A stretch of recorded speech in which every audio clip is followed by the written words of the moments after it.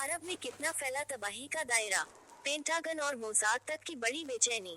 ईरानी proxy के पास लगातार मिसाइलों की खेप पहुंच रही है। इजराइल ने भी दावा किया है कि कई मिसाइलें इंटरसेप्ट कर ली गई थी। वहीं इजराइल पर हमले के लिए ईरान ने एक ब्लूप्रिंट तैयार किया है, जिसमें ईरानी प्रॉक्सी इजराइल की घेराबंदी करेंगे। ईरान के सुप्रीम लीडर अली खामेनेई ने धमकी दी और उसके कुछ वक्त बाद ही ईरानी प्रॉक्सी ने ताबड़तोड़ हमले शुरू कर दिए, जिसके जवाब में इजराइल के साथ अमेरिका ने सीरिया से लेकर यमन तक तबाही मचा दी।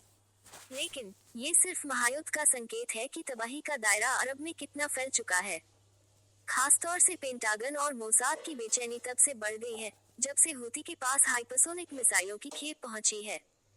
इसके अलावा ईरानी प्रॉक्सी के पास लगातार मिसाइल पहुंचना इस बात का अंदेशा है कि इजराइल पर बहुत बड़े हमले की तैयारी हो रही है। इजराइल बड़े संकट में घिर चुका है क्योंकि ईरानी प्रॉक्सी लगातार हमला कर रहे हैं और उनके हमले पहले से ज्यादा विध्वंसक होते जा रहे हैं।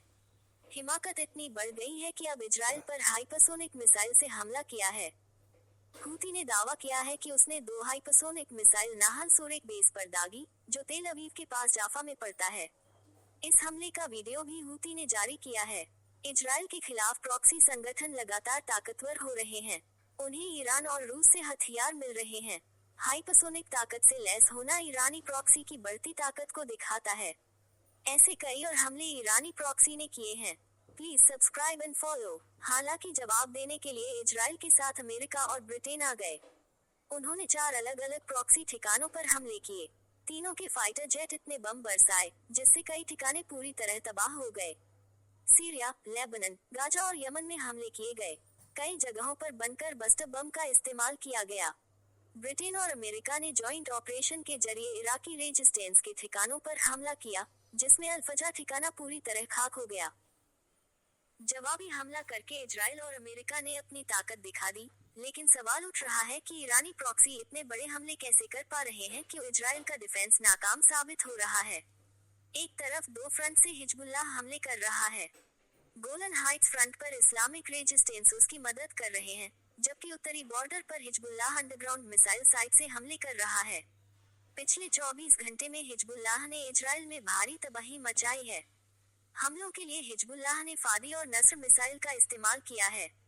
सिर्फ हिजबुल्लाह ही नहीं, हूती ने भी मोर्चा खोल दिया है। हूती ने लाल सागर में टास्क फोर्स पर हमले किए, जबकि इजराइल पर मिसाइलें दागी, जिसमें तेल अवीव में बड़ा नुकसान हुआ है। ईरानी प्रॉक्सी के पास लगातार मिसाइलों की खेप पहुंच रही है। इजराइल ने भी दावा किया है कि कई मिसाइलें इंटरसेप्ट कर ली गई थी।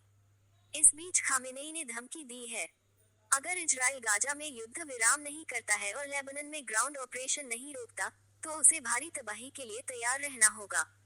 ईरान ने ब्लूप्रिंट तैयार किया। इजराइल पर हमले के लिए ईरान ने एक ब्लूप्रिंट तैयार किया है, जिसमें ईरानी प्रॉक्सी इजराइल की घेराबंदी करेंगे।